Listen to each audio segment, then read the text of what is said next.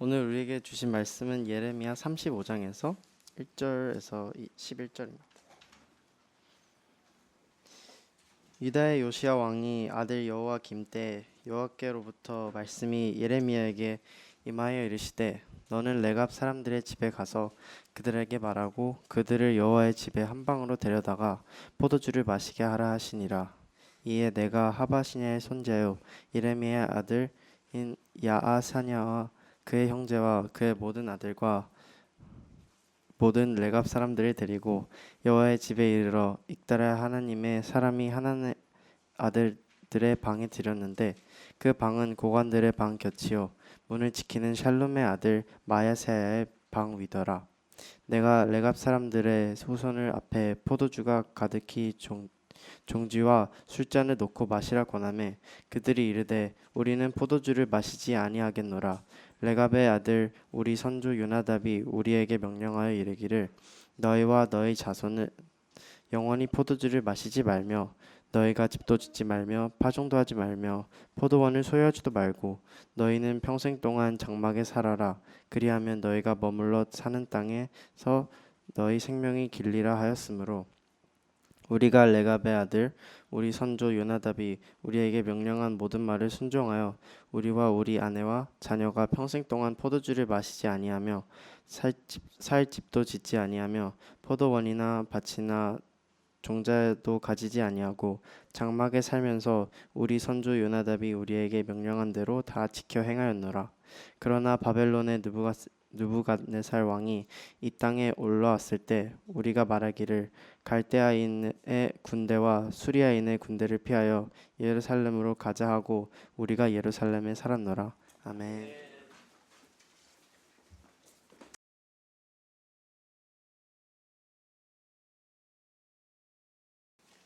지금 저희들은 예레미야 말씀을 묵상하고 있습니다. 지금까지 예레미야를 함께 묵상하셔서 좀 아시겠지만 예레미야에는 다른 성경에 비해서 좀 독특한 그런 특징들이 몇 가지가 있습니다. 오늘 본문에도 그러한 특징이 나타나는데 오늘 함께 살펴볼 예레미야의 독특한 특징은 문단의 배치입니다. 예레미야서가 1장부터 쭉 배치가 되어 있는데 보통 역사서나 선지서 같은 경우에는 그 배치를 역사적인 시대적 흐름에 따라서 하는 것이 일반적입니다. 그러니까 연도에 따라서. 그런데 예레미야는 그런 시간적 순서에 따르지 않고 그 의미상 공통점이 있는 내용을 따라서 문단을 배치했다라는 것입니다. 이렇게 배치를 하게 되면 어떤 문제가 발생하냐 하면 어렵습니다. 과거 얘기를 했다가 미래 얘기를 했다가 다시 과거로 돌아가니까 우리가 시대적으로 헷갈리다 보니까 중간에 끈을 놓아버리면 이해가 어렵습니다. 그래서 예레미야가 묵상하기가 어려운 이유 중에 하나인데 지지난주에 기억하실지 모르겠지만 예레미야 30장과 31장에는 어떤 공통적인 특징이 있었습니다.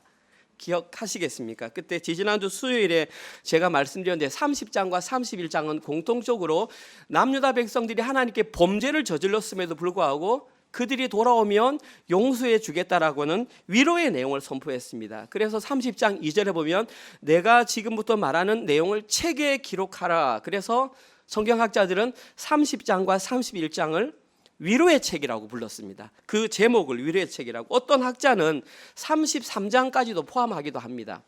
그런데 저는 31장까지라고 보고 오늘 본문도 마찬가지입니다. 지난주 설교 제목을 기억하실지 모르겠습니다. 지난주 설교 제목이 순종과 불순종이었습니다. 32장이었고요. 오늘 본문 내용도 35장입니다. 따라서 32장에서 35장까지도 하나의 주제로 묶여 있습니다. 그 주제가 뭐냐 하면 바로 순종입니다. 그 순종에 대한 32장에서는 그 순종을 뭐라고 표현했냐 하면 순종이란 눈에 보이는 하나의 행동을 했느냐 안 했느냐의 문제보다는 하나님과의 관계가 회복되었느냐 회복되지 않았느냐에 초점이 있다라고 했던 것이 지난주 설교의 핵심이었습니다. 오늘 본문은 어저께 말씀 묵상이었던 34장과 35장을 극명하게 대조시킴으로써 순종이 얼마나 중요한지를 다시 한 번 더 우리에게 알려주고 있습니다. 간단하게 팁을 드리면 어저께 기록되어 있던 34장에서는 어떤 한 족속이 등장합니다. 오늘에도 나옵니다. 이 34장에는 남유다 백성들이 일시적으로 하나님께 순종하는 모습을 보였지만 결국에는 그 순종을 거절하는 불순종의 모습이 어저께 본문이었고, 오늘 본문에는 어떤 한 부족이 나와서 자기의 선조가 뭐라고 명령을 했는데 그 명령을 무려 250년 동안 꾸준히 지켜왔던 한 족속이 있었습니다. 이 두 이야기를 대조하면서 하나님께서 원하시는 순종이 무엇인가를 우리에게 알려줍니다. 그래서 오늘 설교 제목이 하나님이 원하시는 순종입니다. 따라서 오늘 이 설교를 들으실 때는 가장 먼저 파악하셔야 될 것이 하나님이 원하시는 순종이 무엇인가, 그 개념을 기억하셔야 됩니다. 그 다음 두 번째, 하나님이 원하시는 순종은 어떻게 실현될 수 있는가. 마지막 세 번째, 그러면 우리 자신은 하나님이 원하는 순종을 살아가고 있는가. 오늘 설교를 통해서 여기에 대한 해답을 찾으시면 됩니다. 첫 번째 내용부터 살펴보겠습니다. 주보를 보시면 첫 번째 내용은 레갑 자손의 모습이라고 나와 있습니다. 오늘 보면 1절에서 11절 우리 주원이가 잘 읽었지만 제가 다시 한번 읽겠습니다. 참고로 말씀드리면 오늘 본문 내용은 19절까지입니다. 나중에 다 말할 겁니다. 일단 1절에서 11절까지만 제가 천천히 다시 읽어보겠습니다. 유다의 요시야 왕의 아들 여호야김 때, 지금 이 여호야김이 나오면 우리가 생각해야 되는 것은 연도를 떠올려야 됩니다. 여호야김이 언제 다스렸지? 그때쯤. 가장 중요한 것은 지금 저희들은 시드기야 왕, 남유다의 마지막 왕이 통치하던 시대를 지금 살펴보고 있는데 갑자기 요시야 여호야김이 나오니까 시간적으로 15년에서 20년 전 이야기를 말하고 있다, 이렇게 생각하면 됩니다. 여호와께로부터 말씀이 예레미야에게 임하여 이르시되 가라, 너는 레갑 사람들의 집에 가서 그들에게 말하고 그들을 여호와의 집 한 방, 여호와의 집은 성전입니다. 성전에 있는 한 방으로 데려다가 명령을 내립니다. 뭐라고? 포도주를 마시게 하라. 하나님의 명령입니다. 이에 내가 예레미야가 하바시냐의 손자요 예레미야의 아들인, 이 예레미야는 우리가 말하는 예레미야 아닙니다. 예레미야의 아들인 야사냐와 그의 형제와 그의 모든 아들과 모든 레갑 사람들을 데리고, 여기는 모든 사람이라고 되어 있지만 사실은 일부의 사람입니다. 왜냐하면 그들을 다 여호와의 방에 넣을 수가 없기 때문에 대표들만 지금 데리고 간 겁니다. 여호와의 집에 이르러, 성전에 이르러 익다랴의 아들 하나님의 사람 하나의 아들들의 방에 들어갔는데 그 방은 고관들의 방 곁이요 문을 지키는 살룸의 아들 마세아의 방 위였더라. 그러니까 이 방이 2층이었다는 것을 우리는 알 수 있습니다. 내가 예레미야가 레갑 사람들의 후손들 앞에 포도주가 가득한 종지와 술잔을 놓고 마시라 권하매 그들이 이르되 우리는 포도주를 마시지 아니하겠노라.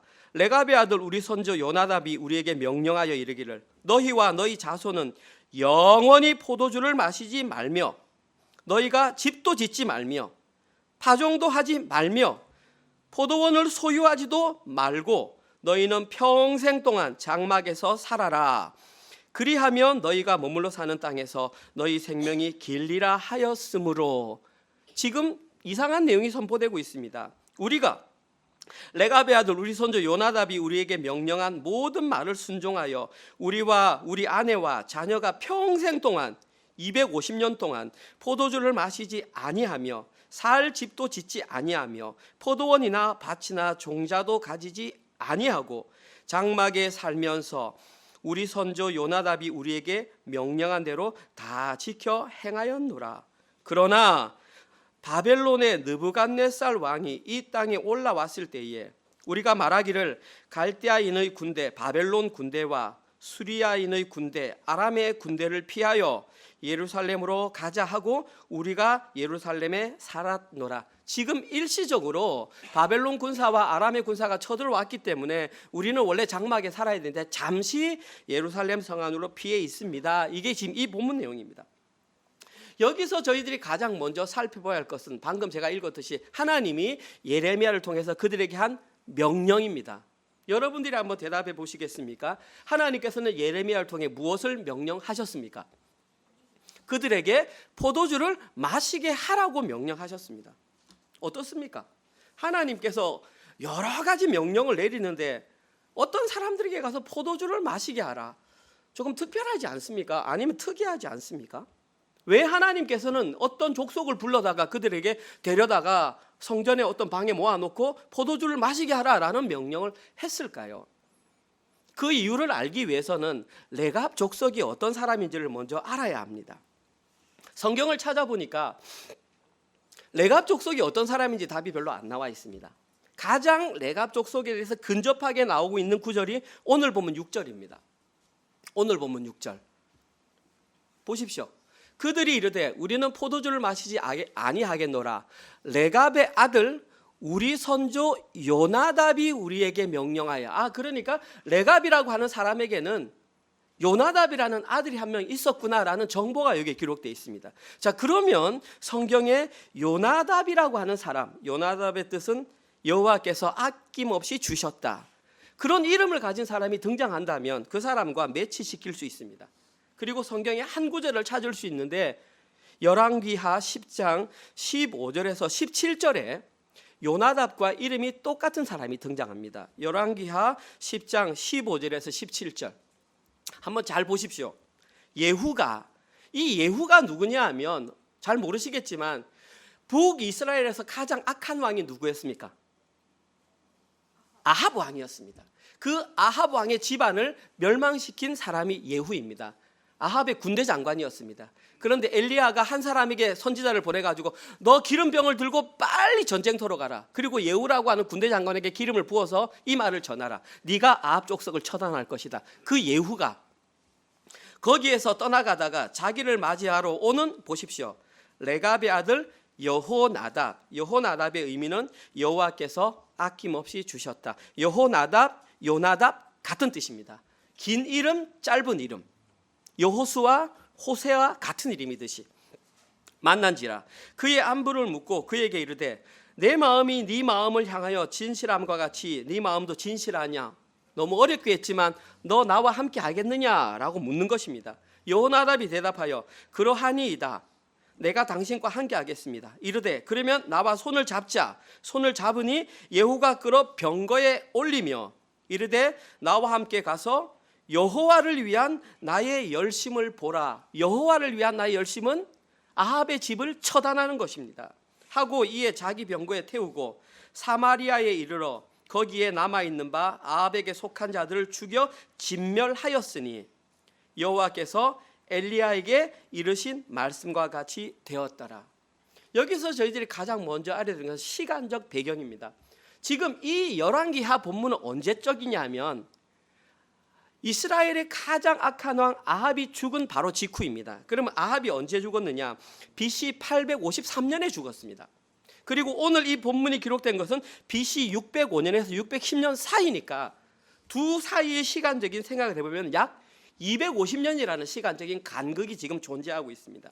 하나님께서는 아합 집안을 멸망시킬 인물로 예후를 선택하셨고 이미 아합이 죽은 상태에서 사마리아에 사람을 보내서 아합의 아들 80명이 남아있는데 그들 중에 왕을 뽑아라. 그리고 나와 전쟁하자 하니까 그들을 가르치는 선생이 80명의 목을 다 베가지고 이 사람한테 갖다 줬습니다. 아무도 싸울 사람이 없습니다. 그러니까 이제는 예후가 왕이 되는 것입니다. 그리고 나머지 사마리아에 남아있는 사람들을 처단하러 가는 도중에 지금 요나답, 여호나답을 만나서 힘을 합쳤던 것입니다. 아까 말씀드렸지만 여기에 등장하는 250년 전에 등장하는 여호나답과 오늘 본문에 기록된 요나답 인물은 많은 성경학자들이 동일한 인물로 확신합니다. 왜냐하면 그 뜻이 똑같기 때문입니다. 이 당시에 여호나답은 아합 왕, 악한 왕 아합의 집안을 멸망시키는 하나님의 사역에 동참했던 하나님 앞에서 정직한 일을 행했던 사람입니다. 그러면서 생각을 했습니다. 하나님께서 왜 아합 왕의 집안을 멸망시켰을까? 첫 번째, 그가 누구랑 결혼했냐 하면 이세벨과 결혼했고 이세벨의 아버지가 누구냐 하면 바알신을 섬기는 제사장이었습니다. 다시 말해서 이 이스라엘의 바알의 신을 가지고 온 존재가 바로 이 아합 집안이라는 걸 알았던 것입니다. 그러면서 여호나답은 생각했습니다. 아합을 섬기려면 농경 생활을 해야 하고 농경 생활을 해야 하면 집도 지어야 하고 포도도 지어야 하는데 그러면 그들에게 노출될 가능성, 그들의 영향을 받을 가능성, 실수를 반복할 가능성이 있구나라고 생각을 하고 특별한 유언을 남겼습니다. 오늘 보면 7절과 8절에 여러분이 읽으셨겠지만 아주 특별한 유언을 남겼습니다. 요나답이라는 사람이 자기 자손에게 아들들에게 했겠죠. 너희들이 아들의 아들을 낳으면 다음과 같이 이 유언을 계속 전해야 된다. 첫 번째, 우리 집안에서 태어나는 모든 사람들은 포도주를 마시면 안 된다. 마치 누구와 같이? 나시린과 같이. 나시린의 의미는 구별된 삶을 살겠다. 실수를 예방하겠다라는 의미입니다. 두 번째, 너희 자손들은 집을 짓지 말라. 생각하겠죠? 그럼 그 당시에 유대인들은 어떻게 살았을까? 2층 이상의 집을 짓고 살았다는 역사적인 정황이 있습니다. 그런데 이 사람들은 집 짓지 말고 천막을 짓고 살아라는 겁니다. 정착하며 살지 말라는 것입니다. 세 번째, 그들에게 남긴 유언은 너희 자손은 씨앗을 뿌리며 농사를 지으며 살지 말라. 왜? 씨앗을 뿌리며 농사를 짓기 위해서는 그 당시 풍요의 신이라고 하는 바알의 영향을 받아야 할 것이고, 바알의 영향을 받으면 너희들도 똑같이 실수할 가능성이 있기 때문에 아예 차단해버린 겁니다. 네 번째, 너희들은 포도원을 소유하지도 말라. 포도원을 소유함으로 말미암아 술이 거기서 날 것이고, 그로 말미암아 탐심과 탐욕의 노예가 될 가능성이 있다는 것입니다. 마지막 다섯 번째 유언은 이것을 전체적으로 요약해서 너희 자손은 평생 동안 장막에서 살아라. 누구처럼? 그 선조 아브라함과 이삭과 이들이 유목 생활을 했던 것처럼 너희들도 유목 생활을 하라. 이것이 그들에게 내린, 요나답이 그의 후손들에게 내린 명령입니다. 어떻습니까? 일반적인 명령과 조금 거리가 있지 않습니까? 누군가가 이런 질문을 한다는 것은 사실은 조금 특별한 경우입니다. 다르게 한번 질문 드려보겠습니다. 만약에 여러분들에게 여러분의 조상들이 이와 같은 명령을 내리신다면 그 명령에 순종하시겠습니까? 쉽지 않을 겁니다. 오늘 본문에는 뭐라고 나왔냐면 우리와 우리의 자녀들까지도 몇 년 동안 250년 동안 잘 지켜왔다라고 말하고 있습니다. 아주 특별한 경우입니다. 한번 생각해 보십시오. 지금 이 시대로 가져와서 그 시대는 별로 문명이 발달되지 않았으니까 아닙니다. 지금과 물론 여러 가지 전자기기는 없었겠지만 우리가 누리고 있는 대부분의 것들은 그들도 누리고 있었습니다. 집을 짓고 살았고 모두 집안에서 따뜻하게 살았고 필요할 때 적당량의 포도주를 마시면서 피로도 풀고 자기들 기분도 좋게 했습니다. 심지어 농사를 지으면서 곡식을 쌓아가지고 마음의 안식도 누렸습니다. 창고에 곡식이 쌓이는 걸 보면서 그래도 내가 흉년이 와도 조금은 버틸 수 있겠지라는 그런 마음의 위안을 받았습니다. 그런데 이 사람들은 아예 곡식을 쌓을 수가 없었습니다. 뿐만 아니라 포도주도 마시지 못했고 유목민 생활을 해야 한다. 특별한, 그러나 250년 동안 그것을 지켜왔던 그 족속들에게 오늘 하나님께서 예레미야를 통해서 명령을 내립니다. 그들이 잠시 지금 바벨론 군사들에 의해서 예루살렘 성 안에 들어와 있으니까 그들을 찾아가서 이제 명령을 내리겠다. 뭐라고? 그들을 성전의 한 방에 모아서 포도주를 마시게 하라. 하나님의 명령입니다. 그들은 마셨을까요? 안 마셨을까요? 오늘 본문에 나와 있습니다. 6절에. 그들은 안 마셨습니다. 예레미야 선지자, 하나님의 선지자 예레미야를 통해서 하나님이 내린 명령이라 할지라도 그들은 그 포도주를 마시지 않았습니다. 왜냐하면 나오잖아요. 250년 동안 우리는 그 명령을 어겨본 적이 없다. 결론적으로 말해서 그들은 하나님이 내린 명령에 순종했습니까? 불순종했습니까? 불순종했습니다. 자, 그러면 우리는 지금까지 하나님께 불순종했던 자들의 결말이 어떠한지를 너무나 잘 알고 있습니다. 그들에게는 무시무시한 심판이 내려졌습니다. 자, 그러면 오늘 본문에 이들에게는 어떤 결론이 내려졌을까요? 오늘 보면 18절 19절입니다. 안 읽었던 본문입니다. 18절 예레미야가 레갑 사람의 가문에게 이르되 말합니다. 만군의 여호와 이스라엘 하나님께서 이와 같이 말씀하시기를 너희가 너희 선조 요나답의 명령을 순종하여 그의 모든 규율을 지키며 그가 너희에게 명령한 것을 행하였도다. 책망보다는 칭찬에 가깝습니다. 그러므로 만군의 여호와 이스라엘 하나님께서 이와 같이 말씀하시니라. 레갑의 아들 요나답에게서 내 앞에 설 사람이 영원히 끊어지지 아니하리라. 내 앞에 설 사람이 영원히 끊어지지 않는다는 것은 그들이 하나님 앞에서 어떤 일을 한다는 의미입니다. 하나님의 사람으로 쓰겠다라는 것입니다. 칭찬을 받았습니다. 술을 마시라는 하나님의 명령에 불순종했음에도 불구하고 그들은 하나님으로부터 칭찬을 받았습니다. 혼란스럽지 않습니까? 이런 본문을 처음 읽어봅니까? 우리가 1년 1독, 2독, 3독 하면서 이 내용을 다 넘어갔을 거 아닙니까? 우리가 어떻게 이해하고 넘어갑니까?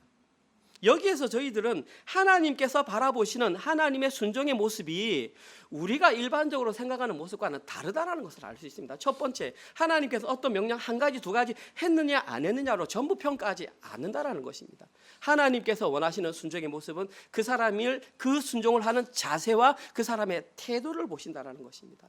쉽게 말해서 하나님께서 원하시는 순종은 우리가 생각하는 것보다 훨씬 더 깊고 넓은 의미가 그 속에 포함되어 있다는 것입니다. 단순하게 어떤 명령 하나 했고 내 했고 잘했고 이렇게 판단하고 자기 자신을 판단하고 타인을 판단하고 평가해서는 안 된다는 것이 이 내용입니다. 두 번째, 오늘 본문에 기록된 두 번째 모습은 유다 사람들의 모습입니다. 오늘 보면 12절에서 17절에 그들의 모습이 나와 있습니다. 안 읽은 본문 제가 읽습니다. 그때에 여호와의 말씀이 예레미야에게 임하여 이르시되 만군의 여호와 이스라엘 하나님께서 이와 같이 말씀하시니라. 너는 가서 유다 사람들과 예루살렘 주민에게 이르기를 너희가 내 말을 들으며 교훈을 받지 아니하겠느냐. 여호와의 말씀이니라. 의문문입니다. 너희들 언제까지 내 말 안 들을래? 내가 교보제로 레갑 사람들의 모습을 보여줬잖아 라고 물으십니다. 레갑의 아들 요나답이 그의 자손에게 포도주를 마시지 말라 한 그 명령은 시행되었도다. 부끄럽다 이 말입니다. 사람이 내린 명령도 250년 동안 지켰는데 그들은 그 선지의 명령에 순종하여 오늘까지 마시지 아니하였거늘 내가 너희에게 말하고 끊임없이 말하여도 너희는 내게 순종하지 아니하였다. 부끄럽다 이 말입니다. 지금 마음이 아프다. 내가 내 종 모든 선지자를 너희에게 보내고 끊임없이 보내며 이르기를 너희는 이제 각기 악한 길에서 돌이켜 행위를 고치고 다른 신을 따라 그들을 섬기지 말라. 그리하면 너희는 내가 너희와 너희 손조에게 준 이 땅에 살리라 하여도 너희가 귀를 기울이지 아니하며 내게 순종하지 아니하였느니라.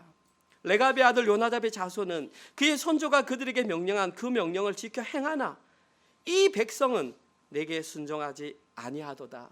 그러므로 결론적으로 만군의 여호와 이스라엘의 하나님 여호와께서 이와 같이 말씀하시니라. 보라 내가 유다와 예루살렘의 모든 주민에게 내가 그들에게 대해 선포한 모든 재앙을 내리리니 이는 내가 그들에게 말하여도 듣지 아니하며 불러도 대답하지 아니함이라 하셨다 하라.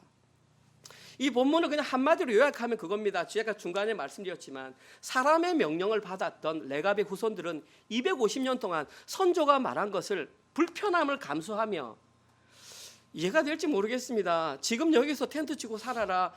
하루 이틀은 좋겠죠. 근데 250년을 그렇게 산다는 것은 말이 안 됩니다. 지금도 불편하듯이 그때에도 불편했습니다. 그럼에도 불구하고 인간의 명령을 따랐던 레갑의 족속들이 있는데 어찌하여 너희 남유다 백성들은 하나님께서 끊임없이 선지자를 보내도 그렇게 불순종하느냐. 따라서 너희들은 심판의 대상이 되고 말 것이다. 이 내용입니다. 결론적으로 말해서 하나님께서는 이스라엘 백성들에게 선지자를 보내서 다음과 같은 세 가지 15절 내용을 선포하셨습니다. 첫째, 이제 악한 길에서 돌이켜 악한 행위를 고치라. 하나님과의 관계를 회복을 시작하자 이 말입니다. 두 번째, 너희는 다른 신을 따라 그를 섬기지 말라. 관계 회복을 맛 좀 보라는 것입니다. 쉽게 말해서 오늘 저희들이 찬양했던 여호와께로 돌아오라는 것입니다. 셋째, 그런데 너희는 내 말에 끝까지 기울이지 않고 불순종하였다. 오늘 본문에서 예레미야는 남유다 백성들이 하나님 명령에 절대적으로 불순종함으로써 그들의 악행이 어떠했는지를 확실하게 고발하고 있습니다. 그런데 이 부분에서 어제 본문을 생각하며 저희들이 한번 고민해 봐야 됩니다. 과연 남유다 백성들은 하나님의 명령에 순종한 적이 없었는가? 어저께 본문 한번 생각해 보십시오. 그들도 경우에 따라서 나름대로 하나님의 말씀에 순종한 적이 있었습니다. 어저께 본문 예레미야 34장 8절에서 11절 어떤 순종을 했는지. 시드기야 왕이 남유다의 마지막 왕입니다. 예루살렘에 있는 모든 백성과 한 가지로 하나님 앞에서 계약을 맺고 공식 행사를 가졌단 말입니다. 뭘 했냐면 자유를 선포한 후에 여호와께로부터 말씀이 예레미야에게 임하니라. 그 계약은 어떤 내용이었냐면 사람마다 각기 히브리 유대인 남녀 노비를 놓아 자유롭게 하고 그의 동족 유다인을 종으로 삼지 못하게 한 것이라. 이 계약에 가담한 고관들과 모든 백성이 각기 한 명 한 명 노비를 자유롭게 했습니다. 다시는 종을 삼지 말라 하는 말을 듣고 순종하고 그들을 풀어주었습니다. 그러나 후에 그들이 뜻이 변하여 자유를 주었던 노비를 끌어다가 복종시켜 다시 노비로 삼았더라. 첫 번째, 이 일은 시드기야 왕 때 있었습니다. 오늘 본문은 여호야김 때 있었고, 이 둘 차이는 15년에서 20년의 시간적인 차이가 있습니다. 그러나 서두에 말씀드린 것처럼 순종이라는 한 주제가 있기 때문에 지금 34장과 35장을 엮어서 지금 말을 하고 있는 것입니다. 시대적인 배경, 주제는 같은 순종입니다. 아마 이 시드기야 왕의 글 흐름상 볼 때에 이런 현상이 있었던 것 같습니다. 그 당시 예루살렘은 바벨론 군사들에 의해 포위되어 있었던 것으로 보입니다. 역사상 바벨론 군사들은 예루살렘 성을 18개월 동안 포위했습니다. 그리고 잠시 애굽 사람들이 원정을 왔을 때 풀었다가 다시 멸망당했거든요. 그 18개월 때 있지 않았을까? 생각해 보십시오. 18개월 동안 그들이 예루살렘 성벽을 쌓으니까 첫째 뭐가 필요합니까? 군사가 필요하죠.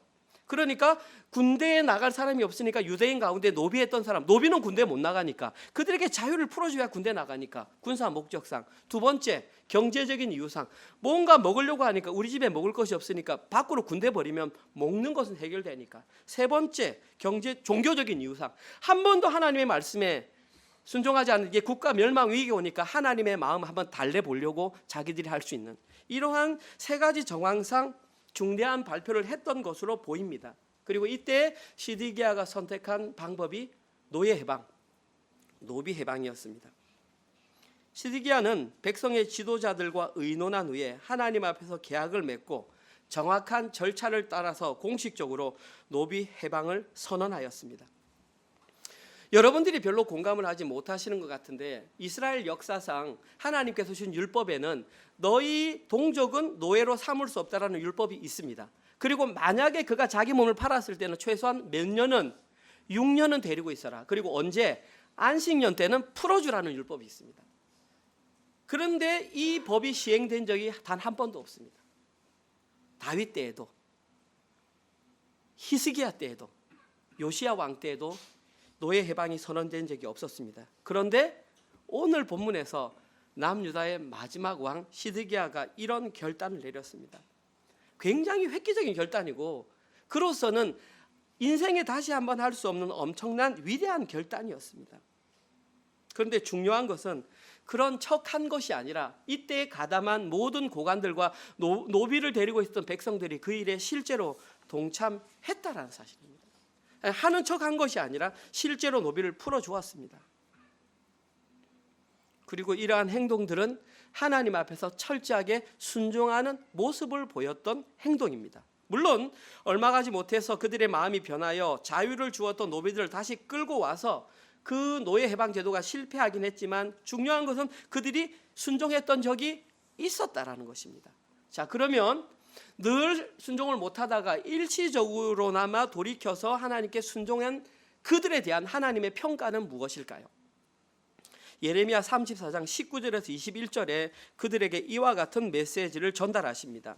곧 송아지 두 조각 사이로 지난 유다 고관들과 예루살렘 고관들과 내시들과 제사장들과 이 땅의 모든 백성들, 송아지 두 조각 사이는 뭐냐 하면 언약을 맺을 때 쓰는 하나의 퍼포먼스입니다. 이렇게 송아지를 딱 짜게 가지고 밖에 놓고 약속을 지키는 두 당사자 그리로 걸어갑니다. 그 이유는 만약에 둘 중 하나나 누구든지 그 약속을 어기면 소가 쪼개지듯이 그도 쪼개진다라는 것이고, 이 내용은 창세기 15장에 하나님께서 아브라함과 계약을 맺을 때 이 모습이 그대로 나옵니다. 지금 이 말을 하는 것입니다. 내가 그들의 원수의 손과 그들의 생명을 찾는 자의 손에 넘기리니 죽여버리겠다라는 것입니다. 그들의 시체가 공중의 새와 땅의 짐승의 먹이가 될 것이며, 또 내가 유다의 시드기야 왕과 그의 고관들을 그의 원수의 손과 그의 생명을 찾는 자의 손과 너희에게서 잠시 떠나갔던 바벨론 왕의 군대의 손에 넘길 것이다. 철저하게 심판당할 것이다. 여기에서 하나님께서는 일시적이고 부분적인 순종의 모습을 보였던 남유다 백성들에게 심판의 메시지를 분명하게 선포하셨습니다. 이것이 의미하는 것은 하나님이 원하시는 순종에는 일시적이고 부분적인 순종은 순종으로 인정하지 않으신다라는 것입니다. 여기에서 순종에 대한 또 다른 개념을 발견할 수 있습니다. 정리하면 하나님이 원하시는 순종에는 일시적이고 부분적이고 자기 주관적 순종은 포함되지 않는다라는 사실입니다. 오늘 본문에 등장하는 두 가지 본문, 레갑 자손의 내용과 유다 자손의 내용을 종합해서 하나님께서 원하시는 순종이 무엇인가, 오늘 설교 제목입니다. 여기에 대한 정의를 내린다면 하나님께서 원하시는 순종은 눈에 보이는 어떤 명령을 따랐느냐 따르지 않았느냐에 결정되는 것이 아니고, 또한 일시적인 순종은 온전한 순종으로 여겨지지 못한다. 또한 하나님이 원하시는 순종은 눈에 보이는 어떤 행동적인 순종보다는 태도의 문제이며, 일시적인 변화가 아닌 지속적인 삶의 변화를 동반하는 전인격적인 순종이 하나님께서 원하시는 순종이었다. 오늘 본문은 우리에게 이걸 말하고 있습니다. 자, 그러면 과연 하나님께서 원하시는 순종인 이 전인격적인 순종은 어떻게 실현되는가? 오늘 본문의 핵심 내용이고 여러분들이 반드시 기억하셔야 할 내용입니다. 지금까지 집중 못하셨던 분 이제 집중하면 됩니다. 하나님께서 원하시는 이 전인격적인 순종은 어떻게 실현되느냐?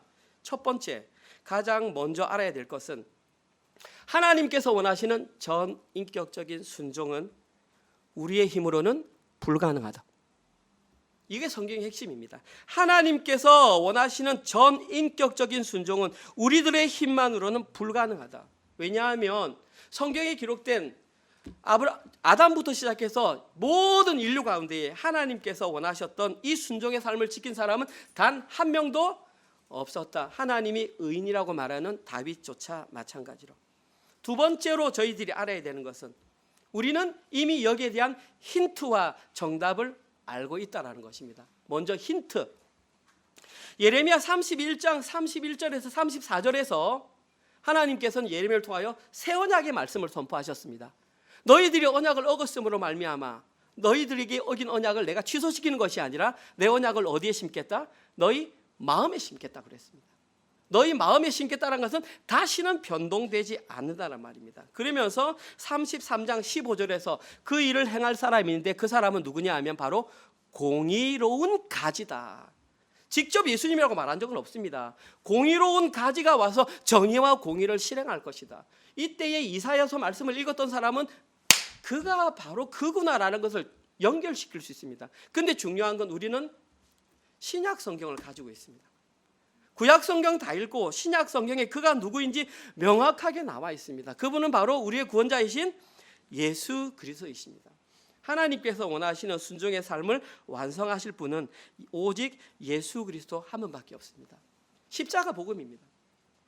하나님이신 그분은 인간의 몸을 입고 이 땅에 오셨고 성육신, 그는 십자가에 죽으셨고 대속, 부활 승천하심으로 부활하심으로 말미암아 그 온전한 순종을 온전히 실현시켰습니다.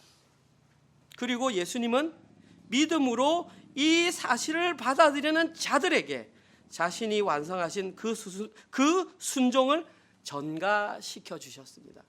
값없이 전가시켜 주셨습니다. 에베소서 2장 8절, 은혜에 의하여 믿음으로 말미암아 구원을 받았으니 누구도 자랑하지 못할 것이다. 에베소서 2장 8절과 9절, 사도 바울의 해석입니다.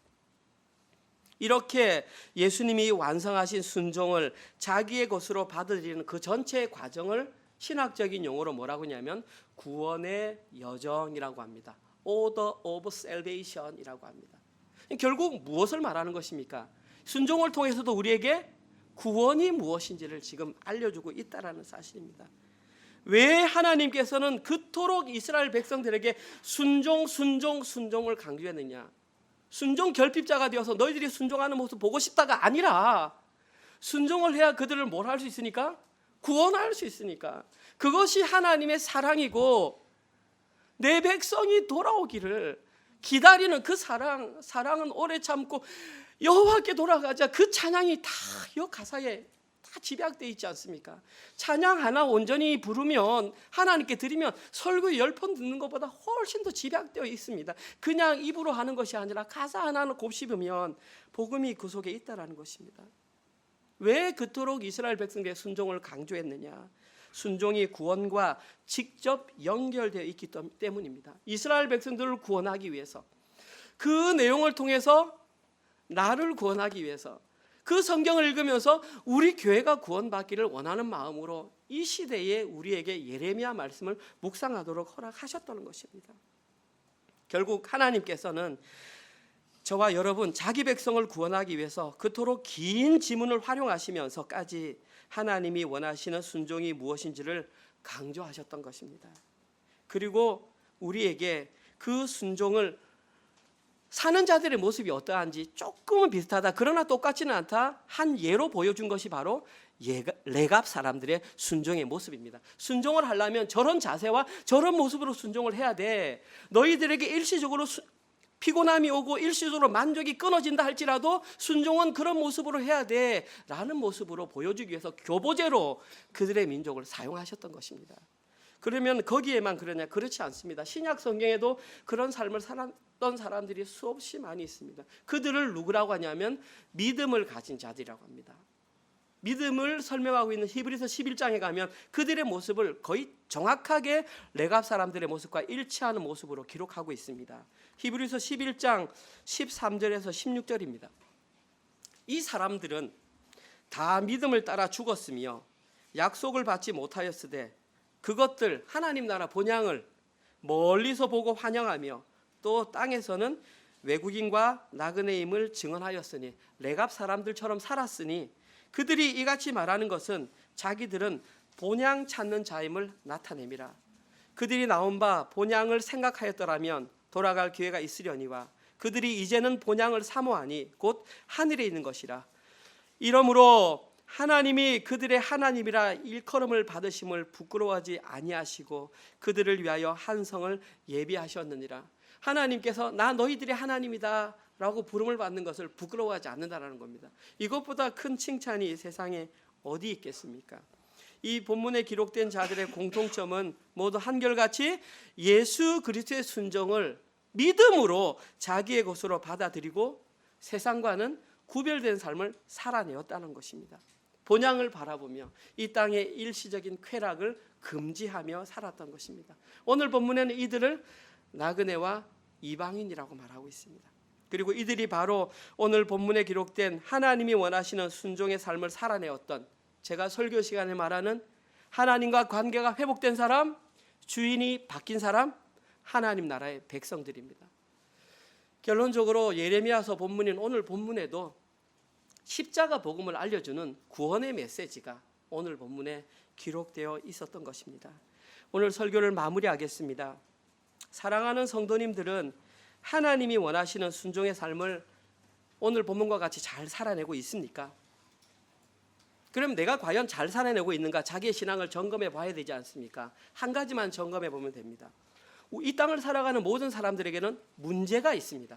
자, 그런데 하나님이 원하시는 순종을 살아가는 사람과 그렇지 못하는 사람의 차이는 문제를 바라보는 관점입니다. 첫 번째, 이 땅에 소망을 두는 사람들은 현실적인 문제에 집중하며 삽니다. 그러나 하나님이 원하시는 삶을 살아가는 자들은 현실적인 문제에 집중하는 것이 아니라 하나님의 마음에, 하나님의 시선에 집중을 한다는 것입니다. 마치 오늘 본문에 등장하는 레갑 자손들이 세상과 다른 삶을 살았던 것처럼 그들도 이 땅을 나그네와 이방인으로 살아가는 것을 당연하게 받아들인다는 사실입니다. 그리고 이 땅에서 이런 삶을 살아내는 그 자들이 바로 하나님과의 관계가 회복된 자들이며 하나님 절대 의존적 존재들이며 십자가 복음을 알고 십자가 복음을 살아내는 자들입니다. 이번 한 주간 동안도 하나님이 원하시는 순종의 삶을 잘 살아내셔서 현실적 문제에 집중하지 마시고 현실 넘어 일하시는 하나님의 시선에 집중하여 이 땅을 나그네와 이방인으로 잘 살아가시는 모든 분들 되시기를 주님의 이름으로 축원드립니다. 아멘. 하나님 감사합니다. 예레미야 말씀을 통해서 십자가 복음이 무엇인지를 알려주시니 참으로 감사합니다. 하나님께서 그토록 이스라엘 백성들에게 순종을 강조하셨던 이유는 그들을 사랑하기 때문이며 그들에게 구원의 복음의 메시지를 증거하기 위함이었음을 깨달았습니다. 하나님, 오늘 말씀을 통해 이 말씀이 우리를 향한 하나님의 위로의 메시지임을 깨닫게 하여 주시옵소서. 하나님, 어떻게 우리에게도 하나님께서 원하시는 전인격적인 순종이 이루어지는지를 알려주시니 참으로 감사합니다. 오직 예수님께서 이루신 그 순종을 우리에게 전가해 주셨다는 것을 믿음으로 받아 이제부터는 이 땅 가운데에 레갑 자손과 같이 나그네와 이방인으로 살아가는 그런 삶임을 알려주시니 참으로 감사합니다. 이제는 부족하지만 우리 현실의 삶을 통해서 그러한 삶을 살아내기로 결단합니다. 성령 하나님 도와주시옵소서. 부족합니다. 함께하여 주시고 인도하여 주시옵소서. 그러한 마음으로 하나님께서 저희들에게 허락하신 직장과 사업체를 통하여 11조와 주정헌금과 감사헌금과 세일 모임 헌금을 하나님께 올려드렸습니다. 저희들이 드린 헌금은 물질이 아니라 우리의 신앙의 고백이며 우리의 삶의 언저리임을 고백합니다. 하나님, 이 헌금을 통하여 오직 하나님 나라 확장을 위해서만 사용될 수 있도록 재직들에게 지혜를 허락하여 주시옵소서. 이제는 우리 주 예수 그리스도의 은혜와 하나님의 사랑하심과 성령님의 위로 교통 감화 깨닫게 하심이 하나님께서 우리에게 알려주신 그 원하시는 순종의 의미를 온전히 깨닫고 하나님 한 분만을 하나님의 명령에 순종하기로 결단하는 사랑하는 은혜로 교회 모든 성도들 머리 위에와 지금 이 시간에도 세계 곳곳에 흩어져서 주의 복음을 증거하는 사랑하는 선교사님들과 그들의 사역과 그들의 자녀들 머리 위에 지금부터 영원토록 함께 있을지어다. 아멘.